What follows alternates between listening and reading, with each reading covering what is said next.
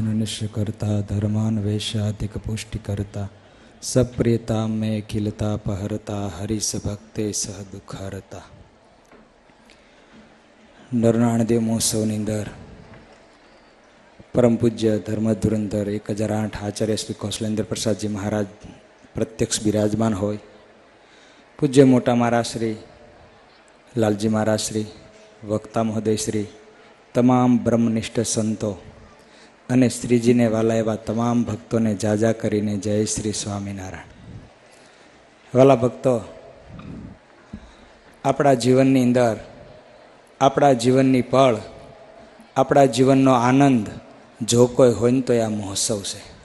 અને આ મહોત્સવની અંદર નરનારાયણદેવ મહોત્સવની અંદર એમાંય ખુદ અનંત કોટી બ્રહ્માંડના ધણી ભગવાન સ્વામિનારાયણનો જ્યારે જન્મ થયો હોય અને આજને દિવસે જ જ્યારે આપણે પ્રત્યક્ષ જન્મોત્સવમાં હાજર હોઈએ તો ભક્તો આજ આપણે આ નરનારાયણદેવ મહોત્સવની અંદર ભગવાન સ્વામિનારાયણનો જન્મોત્સવ હોવાથી ભગવાન સ્વામિનારાયણ પાસે આપણે એ માગવાનું હોય કે હે મહારાજ, આપ સર્વોપરી સર્વ અવતારના અવતારી સર્વ કારણના કારણ આ પૃથ્વી પર પધાર્યા છો તો મહારાજ અમને એવું બળ આપજો કે આપના સ્થાપિત દેવ, આપના સ્થાપિત આચાર્ય એ ક્યારેય ભૂલાય નહીં અને અમારા હૃદયમાંથી કામ, ક્રોધ, લોભ આદિક જે અંતર શત્રુ છે એ દિન પ્રતિદિન નષ્ટ જતા રહે અને મહારાજ દિન પ્રતિદિન તમારી ભજન ભક્તિ કરવાનું વિશેષ ને વિશેષ બળ મળે એવું ભગવાન પાસે ભક્તો આજે માગવાનું છે.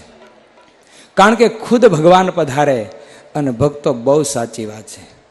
કારણ કે ભગવાન મળવા એનો આનંદ નથી, એ ભગવાન ઓળખવા એનો જ આનંદ છે. ભક્તો ભગવાન મળ્યા છે તો બહુ અસંખ્યાત લોકો ભગવાન સ્વામિનારાયણનું ભજન કરે છે, પણ તમામને આનંદ નથી આવતો.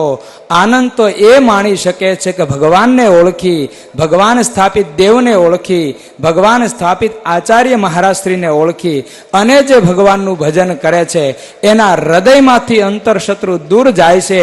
અન્યથા જીવાત્મા દાખલો કરે, ઊભે ઊભા સુકાઈ જાય તો અંતરમાંથી અંતર શત્રુ દૂર નથી જતા.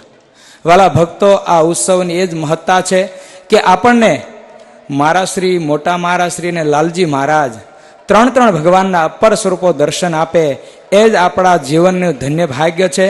અને એ જીવનની અંદર ક્યારેય પણ ભક્તો આજ ભગવાનનો જન્મ થયો છે, ભગવાન પાસે એટલી માગણી કરજો કે જિંદગીમાં અમે અને અમારું કુળ ક્યારેય પણ તમારા સ્થાપિત દેવ અને તમારા સ્થાપિત આચાર્ય એને મૂકીને ન જાય. અને મહારાજ જો અમે જઈએ તો એની પહેલા અમારો દેહમાંથી પ્રાણને કાઢી તમારા ધામમાં લઈ જાજો, પણ જિંદગીમાં ફરી વખત મહારાજ આ અમારા કુળને લાંછન લાગે ને એવું મહારાજ થવા ન દેશો. એટલું ભગવાનના ચરણમાં પ્રાર્થના કરજો. એટલું કહીને મારી વાણીને વિરામ આપું. બોલો સ્વામિનારાયણ ભગવાન.